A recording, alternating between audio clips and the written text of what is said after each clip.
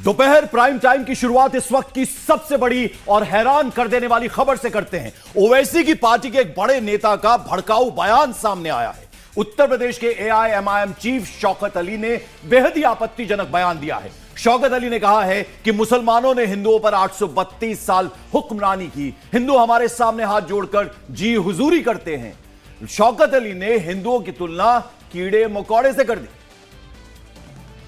तुम हमें धमकी दे रहे हो, तुम जैसे कीड़े मकोड़े। 832 साल हमने हुक्मरानी की है और तुम हमारे बादशाह के सामने अपने हाथ को पीछे बांध करके जी हुजूर कर रहे थे। हमने तुम्हारी बहन को मलका हिंदुस्तान बनाया था। जोधाबाई कौन थी? हमने तो कभी भेदभाव नहीं किया ना। हमसे बड़ा सेकुलर कौन है?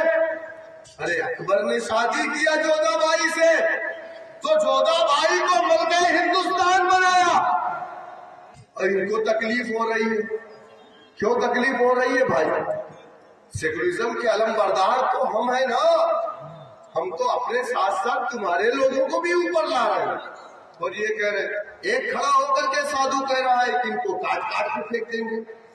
अच्छा, हम गाजर हैं, हम मूली हैं, हम प्याज हैं। साधु साहब अकेले में अगर शक्ल आप देख लेंगे गुस्से वाली मुसलमानों की ना, तो संडास और पेशाब दोनों कर डालेंगे। और तुम्हारे अंदर कितनी ताकत है हमको मालूम है। तुम किसके छोकर हो? अरे यहाँ की सबसे आसान सजा मुसलमान है। जब बीजेपी कमजोर होती है तो मुसलमानों के एक नए मुद्दे को लेकर के आ जाती है। कभी ये लोग कहते हैं तुम्हारे बच्चे ज्यादा हो, कभी ये लोग कहते हैं दो दो तीन तीन शादियां। यकीनन हम दो शादी करते हैं तो दोनों बीवी को समाज में इज्जत देते हैं। तुम एक शादी करते हो, तीन रखेल रखते हो, किसी को नहीं बताते हो, ना उसको इज्जत देते हो। लेकिन हम अगर दो करते हैं तो इज्जत से करते हैं, बीवी बनाते हैं। उन बच्चों का नाम भी राशन कार्ड में होता है, आधार कार्ड होता है। और तुम्हारे नाजायज करदा बच्चे क्या करते हैं? क्या करते हैं? यही जो हुआ है इसौली विधानसभा में नारे लगा करके मार करते हैं। वही नाजायज लोग हैं जिनके माँ बाप का पता नहीं है। तो शौकत अली को आप सुन रहे हैं, एआईएमआईएम के उत्तर प्रदेश चीफ हैं, जो कैसी बातें कर रहे हैं उसे देखकर आप अंदाजा लगा सकते हैं कि भड़काऊ भाषण उन्होंने दिया है। हमारे साथ हमारे सहयोगी विशाल प्रताप सिंह जुड़ गए हैं लखनऊ से। विशाल, ये कौन सी सभा थी जिसमें इतने जहरीले बोल शौकत अली बोल रहे थे? क्योंकि एक तरफ तो वैसे कहते हैं कि देश का मुसलमान डरा हुआ है, उन्हें डराया जा रहा है, ओपन जेल में रहने को मजबूर है। दूसरी तरफ शौकत अली की यह भाषा।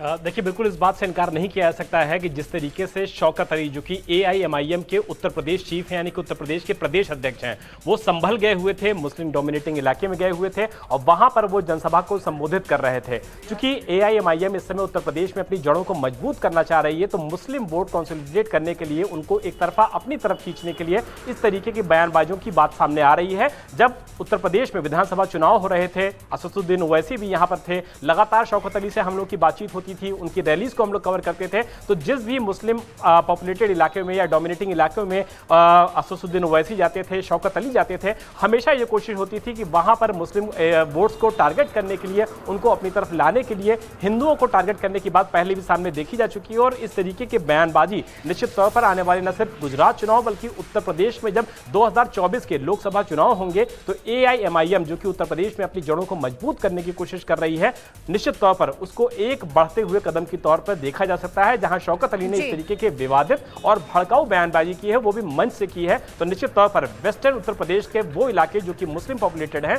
उन इलाकों को टारगेट कर रहे हैं शौकत अली। और मुस्लिम एरियाज में जाकर के इस तरीके के बयानबाजी देने का साफ मतलब है कि वो भी चाहते हैं कि मत विभाजित हो और जो समाजवादी पार्टी को वोट जाते हैं वो कम से कम वोट उनको मिलना शुरू हो। बिल्कुल विशाल, और ये किसी से छुपा नहीं है कि जब भी इलेक्शन आते हैं, चाहे किसी भी राज्य की बात हो, इस तरह की जो बयानबाजी है वो अपने चरम पर आ जाती है। फिलहाल बहुत शुक्रिया तमाम अपडेट के लिए। इधर शौकत अली ने हिंदुओं पर आपत्तिजनक बयान दिया, तो उधर इलेक्शन आते ही पीएम पर पर्सनल अटैक शुरू हो गए। नरेंद्र मोदी के लिए गालियों का जो सिलसिला एक बार फिर से शुरू हो गया। पहले आम आदमी पार्टी के गुजरात चीफ गोपाल इटालिया ने पीएम को नीच कहा और अब नीतीश कुमार की पार्टी जेडीयू के राष्ट्रीय अध्यक्ष ललन सिंह सारी मर्यादाएं लांघ गए। ललन सिंह ने प्रधानमंत्री को ढोंगी, बहरूपिया, डुप्लीकेट और ओवैसी का डुप्लीकेट बता डाला। ललन सिंह का लैंग्वेज आम आदमी पार्टी के गोपाल इटालिया से मिलता जुलता नजर आया है। सुनिए जरा सबसे पहले आपको लल्लन सिंह का बयान सुनाते हैं। पटना में लल्लन सिंह पॉलिटिकल डिस्कोर्स की हर लक्ष्मण रेखा क्रॉस कर गए। ओबीसी नरेंद्र मोदी को डुप्लीकेट ओबीसी बताने लग गए। हाथी का दो दांत होता है, वो खाने वाला है, वो दिखाने वाला। उसका एगो दिखाने वाला दांत। अब बताइए ना, 2014 के चुनाव में इस देश के आदरणीय प्रधानमंत्री नरेंद्र मोदी जी पूरा देश भर में घूम कर कहे कि हम अति पिछड़ा है, हम अति पिछड़ा है। अरे गुजरात में अति पिछड़ा है? गुजरात में अति पिछड़ा नहीं है। गुजरात में पिछड़ा वर्ग है। ये उस पिछड़ा वर्ग में भी नहीं थे। जब ये मुख्यमंत्री बने गुजरात के, तब इन्होंने अपने समाज को पिछड़ा वर्ग में शामिल कर लिया। इतना डुप्लीकेट है, या ओरिजिनल कहां से आता है? अभी डुप्लीकेट आदमी घूम घूम के पूरा देश भर में कह रहे हैं कि हम अति पिछड़ा से आते हैं। अभी आप बोल सकते हैं, हम नहीं बोलते, हम डुप्लीकेट कर रहे हैं, इसलिए है नहीं। लेकिन आप कहते हैं वोट के लिए कुछ भी करते हैं। बहुरूपिया किसको कहते हैं? बहुरूपिया देखला है ना गांव में क्या होता है? 12 दिन में 12 रूप धरता है। वही है, ये पूरे पार्टी वही है। तो जब साथी थे तो नरेंद्र मोदी का गुणगान करते थे, लेकिन जैसे ही राहें अलग हुई, अब नरेंद्र मोदी पर जमकर बरस रहे हैं। दरअसल प्रधानमंत्री नरेंद्र मोदी भी ओबीसी समुदाय से आते हैं। नीतीश कुमार भी ओबीसी लीडर हैं। लल्लन सिंह को साफ साफ पता है कि देश का सबसे बड़ा ओबीसी लीडर कौन है। शायद इसीलिए लल्लन सिंह मोदी की ओबीसी पहचान को ही टारगेट करने लगे। लेकिन लल्लन सिंह यही नहीं रुके, मोदी को ढोंगी भी बताने लगे। अब जब इनका नकाब उतर गया है, तो हम लोग का क्या फर्ज है? एक एक दरवाजे तक हम लोग पहुंचे और बताएं कि ये चाय बेचने वाला ढोंगी है। ये चाय नहीं बेचता है, चाय बनाने तो आता ही नहीं है, तो चाय बेचेगा कहां से? चाय बनाने आता है हमको? तो इसलिए ये ढोंगी को अब एक्सपोज करने की जरूरत है। तो ललन सिंह की भाषा आपने सुनी। आम आदमी पार्टी के गुजरात अध्यक्ष और ललन सिंह दोनों की टोन एक जैसी है। गुजरात में चुनाव होने हैं। गोपाल इटालिया का वीडियो आया। इटालिया ने मोदी को नीच किस्म का आदमी कह दिया। मोदी की मां को कहा कि वो ड्रामेबाजी करती हैं, जबकि ललन सिंह ने मोदी को ढोंगी, बहरूपिया और डुप्लीकेट ओबीसी कह डाला। और देखिए, ललन सिंह के बयान पर बवाल मचना तो तय था। जवाब पूर्व केंद्रीय मंत्री रविशंकर प्रसाद ने दिया है। रविशंकर ने कहा कि ललन सिंह ने जो कहा उसका जवाब 2024 में उन्हें मिलेगा। जैसे शब्दों का प्रयोग उन्होंने भारत के प्रधानमंत्री के बारे में किया है, उसको मैं बहुत भर्त्सना करता हूं। ये शर्मनाक है। आज तक आजाद भारत में भारत के प्रधानमंत्री कोई भी हों, उनके बारे में इस तरह की सार्वजनिक टिप्पणी नहीं की गई है, और वो भी एक राष्ट्रीय पार्टी के राष्ट्रीय अध्यक्ष के द्वारा। ये बहुत गंभीर बात है। देश की जनता इसका जवाब देगी, प्रदेश की जनता भी इसका जवाब देगी। आने दीजिए 24, आने दीजिए 25। नीतीश बाबू बहुत बार पाला बदल लिए, है ना? भाजपा में आए, केंद्रीय मंत्री बने अटल जी की सरकार में, लंबे रहे, फिर बिहार के मुख्यमंत्री रहे इतने 18 साल तक। मोदी जी के प्रति बहुत अच्छे शब्दों का प्रयोग भी किया, सम्मान भी किया। आज फिर चले गए, तो अब जहां गए वहीं रहे वो। हाँ, और जनता इसका जवाब देने को बैठी हुई है। और इस बीच चुनाव आयोग ने हिमाचल प्रदेश में इलेक्शन अनाउंस कर दिया है। गृह मंत्री अमित शाह इस वक्त हिमाचल प्रदेश के सिरमौर में एक जनसभा को संबोधित कर रहे हैं। आइए सीधे लिए चलते हैं। और विधायक श्री राजीव बिंदल जी, श्रीमती रीना कश्यप जी, विनय गुप्ता जी, बलदेव तोमर जी, और आज इस स्थान पर आए हुए मेरे प्यारे भाइयों, बहनों, माताओं, और मेरे जिगर के टुकड़े जैसे युवा मित्रों, आप सभी को जय श्री राम।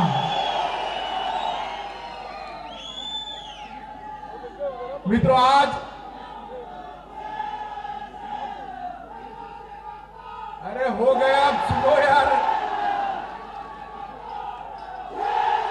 बोलो भारत माता की। बैठिए। मित्रों, आज मैंने मोदी जी की रैली में जो आपका उत्साह दिखा था वो टेलीविजन पर देखा था। मोदी जी वंदे भारत देने आए, हिमाचल वालों ने बड़े उत्साह से स्वागत किया था, मगर वो उत्साह कैसा था उसका अनुभव नहीं था। आज मुझे सिरमौर वालों ने, हाटी वालों ने समझा दिया कि वो उत्साह कैसा होता है। मित्रों, ये हमारा हिमाचल पूरे देश में, मैं तो गुजरात से आता हूं, पूरे देश में देवभूमि के नाम से जाना जाता है। देश भर की माताएं इसको वीर भूमि भी कहती है कि देश के लिए, देश की सुरक्षा को अंजाम देने वाली हमारी जो फौज है, उसमें अनुपात में अगर किसी एक राज्य से सबसे ज्यादा फौजी जाते हैं तो मेरी हिमाचल की माताएं अपने बच्चों को दी। इसलिए इसको वीर भूमि भी कहते हैं। यहां पर मां चिंतनपूर्णी, मां ज्वालामुखी, मां चामुंडा, शीतला देवी, मां नयना देवी, ब्रजेश्वरी देवी, आशापुरा देवी, हिडंबा देवी, बाबा बालकनाथ, अनेक प्रकार के देवी देवताओं का प्रत्यक्ष वास जहां पर है, ये देवभूमि को मैं प्रणाम कर मेरी बात की शुरुआत कर रहा हूं। यहां पर यही जिले में, यही पहाड़ियों में रेणुका जी का पवित्र झील, चूड़धार की चोटी, सिरगुल का देवताओं का मंदिर, भांगायाणी माता का मंदिर, पांवटा साहब का गुरुद्वारा और त्रिलोकपुर मंदिर जैसे विश्व प्रसिद्ध स्थान यहीं पर, यही पहाड़ियों पर है। और मित्रों, सबसे पहले परमवीर चक्र देने का की श्री सोमनाथ शर्मा को देने का काम भी हमारे हिमाचल ने किया है। आज हिमाचल प्रदेश, मैं तो यहां आया था, जयराम भाई ने कहा सिरमौर वालों को, हाटी समुदाय वालों को मिलना है। साच अर्थ में मैं कहता हूं, जयराम भाई आए तब मुझे मालूम नहीं था कि आप लोगों के मन में इतना दर्द, इतना पीड़ा ये अन्याय के सामने पड़ा हुआ है। इंडिया टीवी हर वक्त हर जगह डाउनलोड करने के लिए सर्च करें India TV news Google play store या ऐप स्टोर पर।